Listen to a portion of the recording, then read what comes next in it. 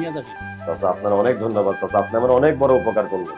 আরে ধন্যবাদ করে দেইস, আগে এই যে প্লেট গুলো আছে এই প্লেট গুলো মোছ ভালো করে মুছে নি। জি চাচা। আসুন এই প্লেট গুলো মোছা হইলে এক গ্লাস গুলা ধুইয়া তারপর ওই জগের মধ্যে পানি দিয়ে দিস। জি চাচা।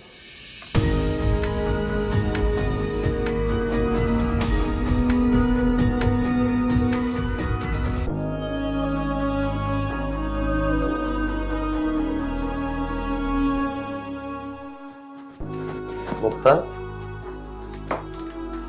ভাইজান তুমি আইছো? হ্যাঁ রাতে খাইছস? তোমার এখানে কোনদিন খাইছি, কিন্তু তুমি বাড়িতে আইতে এত দেরি করলো কেন? তোর ফর্ম ফিল আপের টাকা জোগাড় করতে গিয়ে একটু দেরি হয়ে গেছে। টাকা জোগাড় করতে পারছো? হ্যাঁ পারছি।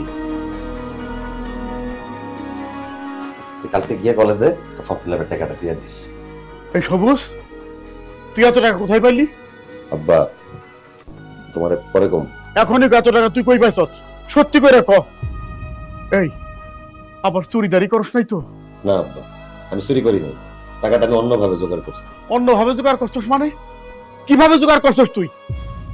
সিদ্দিক চাচার কাছ থেকে ধার নিছি। কি করলি তুই?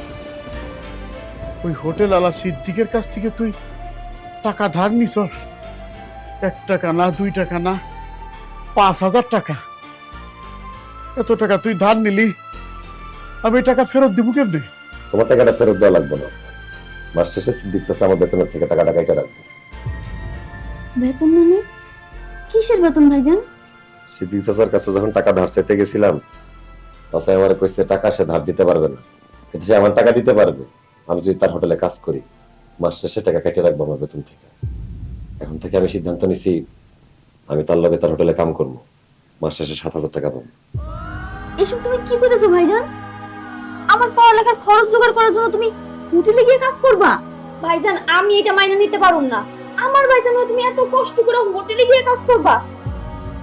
ধরো এটাকে ধরো, তুমি এই টাকা অক্ষণে গেছে চাচারে ফেরত দিয়ে আসবা। আর তুমি বলবা তুমি হোটেলে কাজ করবা না, দরকার হলে আমি পরীক্ষা দিব না, আমার টাকা লাগবে না, তুমি এটা ফেরত দিয়ে আসো। মহেন্দ্রে, কোনো কাজই ছোট না, কোনো কাজই ছোট করে দেখতে নাই। তুই যখন পড়ালেখা করে বড় হবি তখন আমাদের আর কোনো কষ্ট থাকবে না। তুই যখন চাকরিতে যাবি আমি আর আব্বা মিলে পায়ের উপর পা তুলে বসে থাকবো আর খাওয়া দাওয়া করবো। ভাইজান তোমরা আমার পড়াশোনার লেগে অনেক কষ্ট করতেছো, আমি জানি তোমাকে এই কষ্টের প্রতিদান দিতে পারি। তোমরা আমার লেগে দোয়া কইরো। আমার বোনের লেগে আমার সবসময় দোয়া আছে, তুই পড়ালেখা চালাইছে। সবুজ রে, বাপজান তুই আজকে আবার পোলার মতো কাম করছস। তুই তার বোনের জন্য যা করলি তা দেখে আমার মনটা ভরে গেল রে। আমি তোর কথা দিতেছি, আমার মাইয়া লেখাপড়া করে বড় অফিসার না হওয়া পর্যন্ত ওর বিয়ার কথা আমি কোনোদিন কবো না, কোনোদিন না। আব্বা এত দিনে তুমি মনের মতো কথা কইছো। বোন রে খুব ক্ষুধা লাগছে, চল আমরা একসাথে মিলে খাই। আব্বা চলো।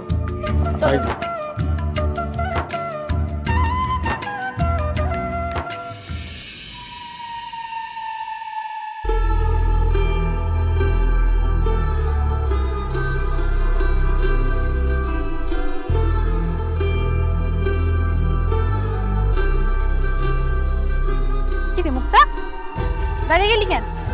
শরীর খারাপ করে?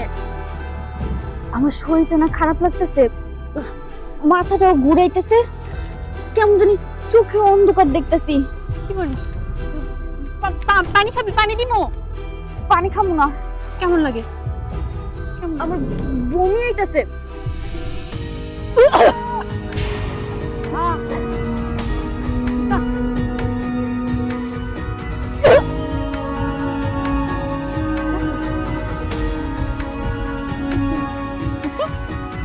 মুক্তা